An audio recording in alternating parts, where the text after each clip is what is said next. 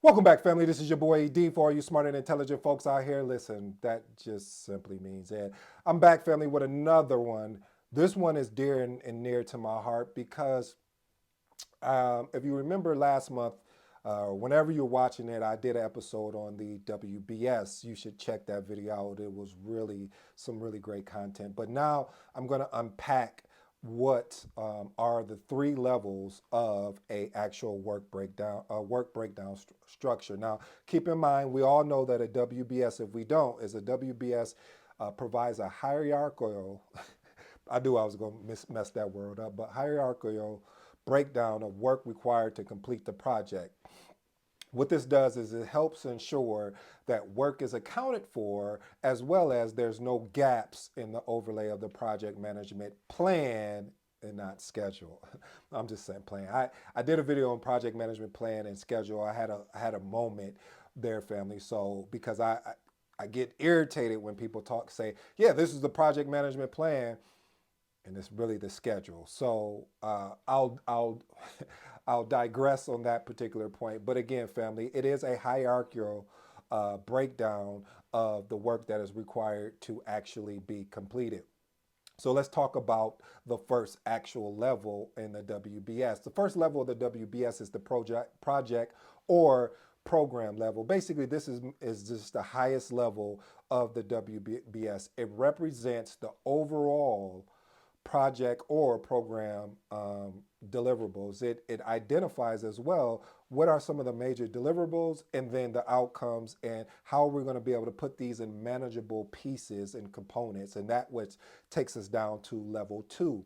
Level two is the intermediate level. This level breaks it down even further, basically the deliverables even further into, again, into more smaller and more manageable components.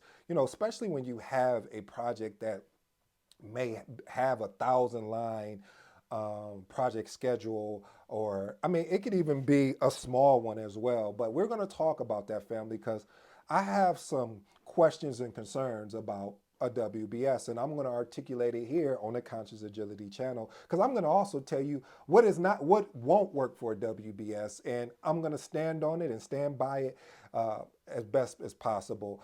The last and third final level of a WBS breakdown is the work package. Now, listen, the work package is the lowest, and I do mean the lowest, that level of the WBS. Basically, this just represents the actual individual work packages that needs to be completed per activity.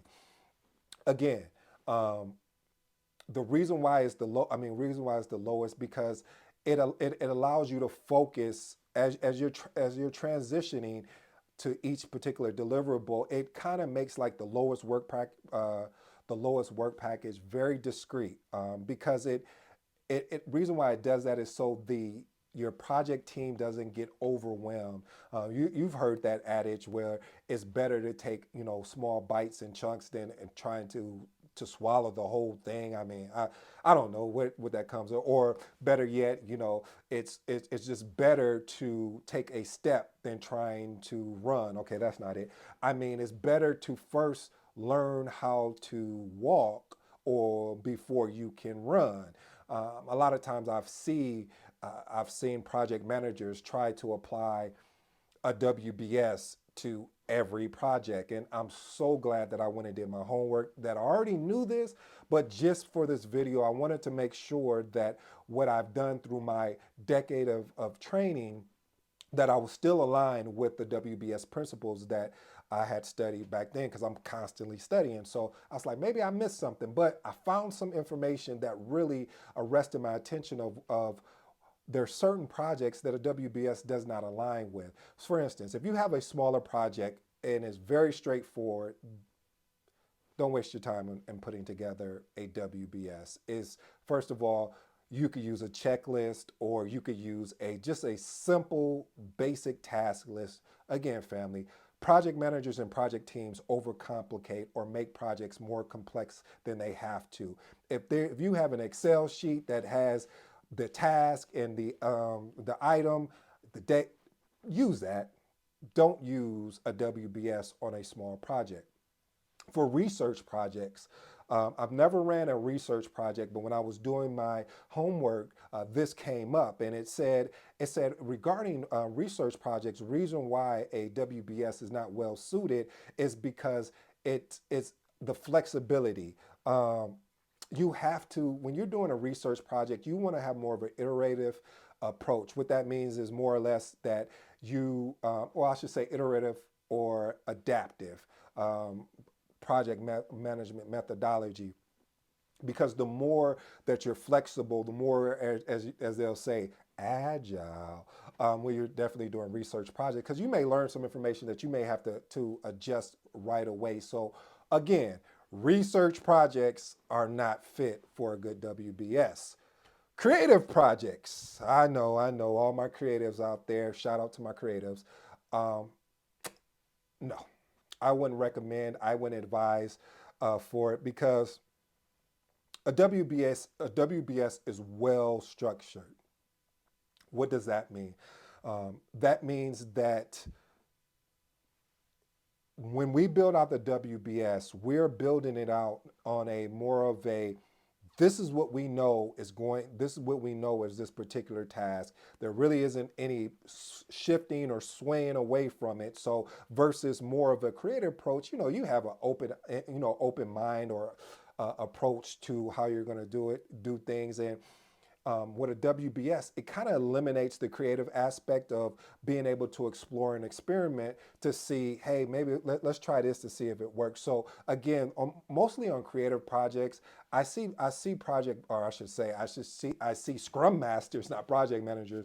They leverage the Scrum framework when leading a creative type project. And then speaking of Scrum, let's talk about Agile. Agile projects are not good for WBS. Now, what I would recommend if I was leading a Agile project or a project that is leveraging Scrum, well, let's lead with Agile. I would probably use Scrum, or I would use a Kanban board. I love me a good Kanban board. It's simple. It makes sense, especially if you're on site. I mean, I remember I used to have a Kanban board. Don't judge me, family. Don't judge me. We're family here, right? I can be open with you. So I had a Kanban board up, and man, I would watch that thing like a hawk because I mean it's so transparent. I've seen executives that would even walk and see where the project, because they love it. It's so visual. It's a quick visual read. It lets me know what things are in progress, what things are done, and where are we stuck at.